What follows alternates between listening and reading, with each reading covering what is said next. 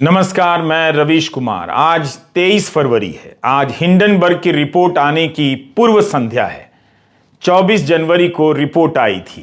कायदे से इस अवसर पर शहर शहर में अदानी आरती होनी चाहिए कि कॉरपोरेट इतिहास के सबसे बड़े कथित फ्रॉड के आरोप के बाद भी अदानी कानून की नजर में अजर, अमर और अजेय नजर आ रहे हैं।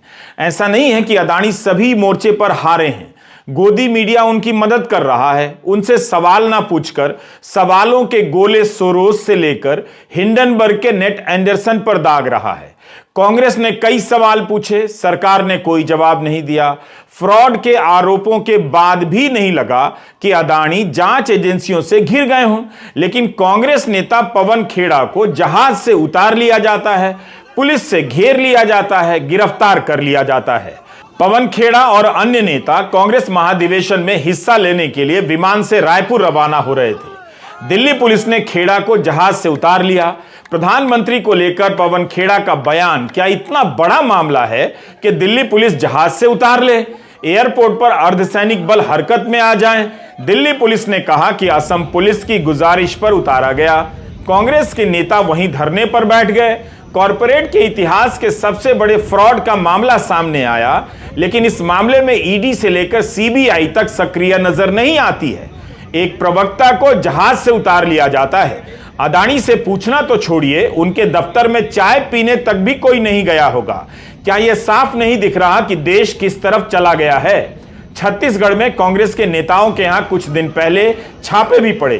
कांग्रेस बोलती नहीं है कि छापा पड़ जाता है।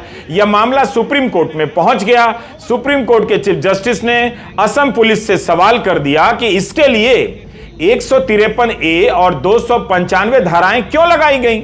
चीफ जस्टिस ने अर्नब गोस्वामी केस का हवाला देते हुए अलग अलग जगहों पर दायर एफआईआर को एक जगह पर जमा कर दिया और खेड़ा को राहत दे दी। उन्हें जमानत पर रिहा करने के आदेश दे दिए गए।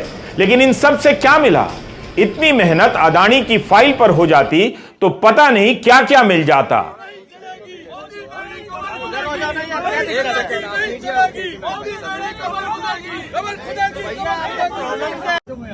हम सब लोग 6E204 की फ्लाइट से, इंडिगो की फ्लाइट से अपने महाधिवेशन के लिए रायपुर जा रहे थे।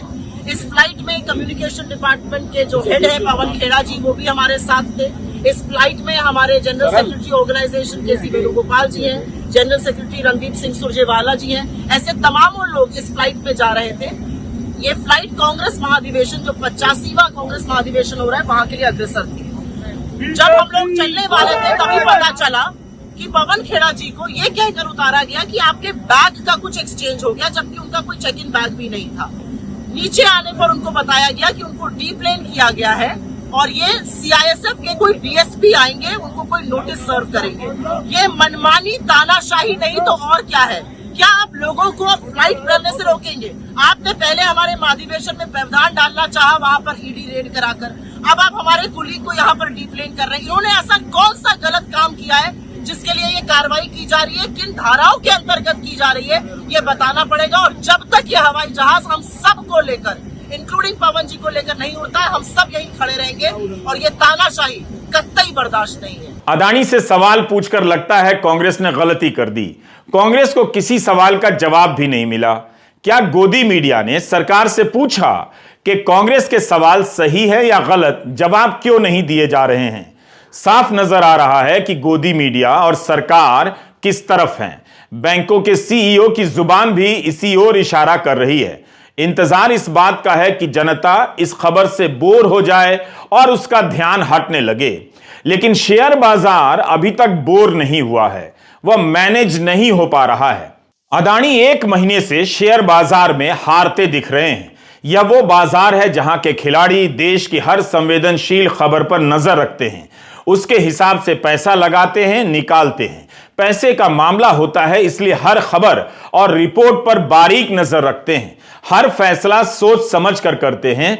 यहां के ज्यादातर खिलाड़ी मोदी समर्थक भी हैं और गोदी मीडिया के भी दर्शक हैं। फिर भी अपनी राजनीतिक सोच को अलग कर आर्थिक फैसले ले रहे हैं। खुद पर भरोसा कर रहे हैं, गोदी मीडिया और सरकार के नैरेटिव पर नहीं। जनता भले अदानी के साथ हो या अदानी के कथित फ्रॉड की रिपोर्ट के बाद बीजेपी या मोदी सरकार अदानी के साथ नजर आती लगे, मगर शेयर बाजार बीजेपी मोदी के साथ होते हुए भी अदानी के साथ नहीं लगता। यही कारण है कि हिंडनबर्ग की रिपोर्ट आने के बाद अदानी समूह के शेयर 50% नीचे आ गए। 22 फरवरी को उनके समूह का मार्केट कैप $100 अरब के नीचे चला गया। हिंडनबर्ग की रिपोर्ट आने के 30 दिनों के भीतर ही 10 लिस्टेड कंपनियों का मार्केट कैप $100 अरब से ज्यादा उड़ गया। हिंडनबर्ग ने कहा भी था कि अदानी समूह की 7 कंपनियों ने शेयरों के दाम को हेराफेरी के जरिए, मैनिपुलेशन के जरिए चढ़ाया है। जितना होना चाहिए उससे 85% अधिक है।